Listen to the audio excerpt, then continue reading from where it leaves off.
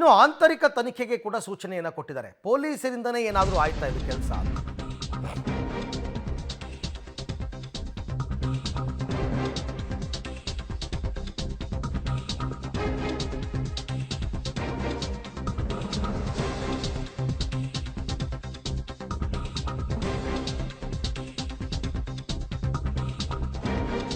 Parappana ಅಗ್ರಹಾರದಲ್ಲಿ CCB ಪೊಲೀಸರ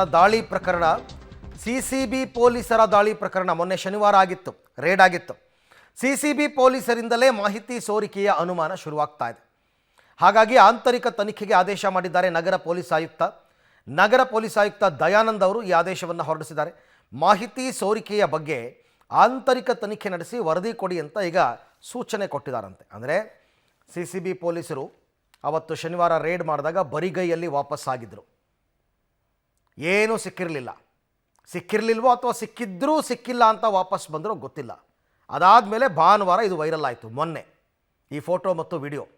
ಹಾಗಾದರೆ ದರ್ಶನ್ಗೆ ಈ ರಾಜಾತಿಥ್ಯ ನಡೆಸ್ತಾ ಇರ್ತಕ್ಕಂಥದ್ದು ಕೊಡ್ತಿರೋದು ಪೊಲೀಸರಿಗೆಲ್ಲ ಗೊತ್ತಿದ್ರೂ ಸುಮ್ಮನೆ ಬಂದಿದ್ರ, ಅಥವಾ ಸಿಸಿಬಿ ರೇಡ್ ಆದಾಗ ಎಲ್ಲ ಮುಚ್ಚಿಟ್ಬಿಟ್ಟು ಏನೂ ಇಲ್ಲವೇ ಇಲ್ಲ ಅನ್ನೋ ಹಂಗೆ ತೋರಿಸಿ ಮತ್ತೆ ವಾಪಸ್ ಶುರು ಹಚ್ಕೊಂಡಿದ್ದಾರೆ? ಇದೆಲ್ಲದರ ಬಗ್ಗೆ ಆಂತರಿಕ ತನಿಖೆ ನಡೆಸಿ ಅಂತ ನಗರ ಪೊಲೀಸ್ ಆಯುಕ್ತ ದಯಾನಂದ್ ಅವರು ಆದೇಶ ಕೊಟ್ಟಿದ್ದಾರೆ. ಅದಕ್ಕೋಸ್ಕರ ಪೊಲೀಸ್ ಆಫೀಸರ್ನ ನಿಯೋಜನೆ ಮಾಡ್ತಾರೆ. ಅವರು ತನಿಖೆ ಮಾಡಿ ಅದರದ್ದು ರಿಪೋರ್ಟನ್ನು ಕಮಿಷನರ್ಗೆ ಸಬ್ಮಿಟ್ ಮಾಡ್ತಾರೆ.